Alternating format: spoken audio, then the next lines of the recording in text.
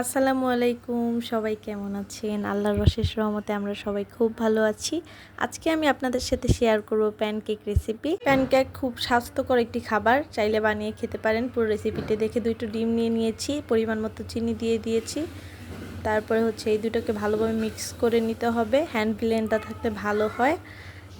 তারপরে পরিমাণ মতো ময়দা দিয়ে দিবেন। আপনারা যতটুকু পরিমাণে বানাতে চান ওই পরিমাণ মতো আন্দাজ করে দিবেন।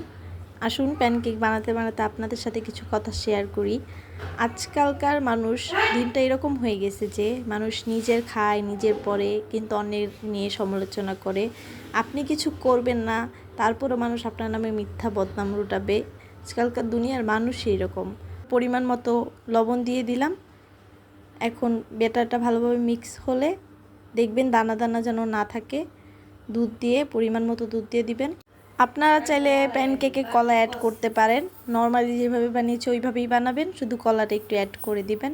আমি আজকে ফার্স্ট টাইম প্যানকেক বানালাম। এটা আপনারা সকালে নাস্তা হিসেবে বানিয়ে খেতে পারেন।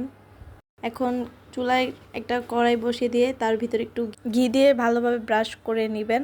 তারপরে দিয়ে দিবেন ব্যাটারটা।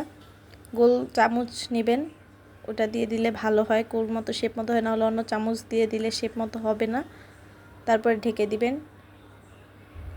আমারটা একটু উঠানোর সময় পাশ ভালোভাবে হয়নি। দেখুন আমাদের প্যানকেক রেডি।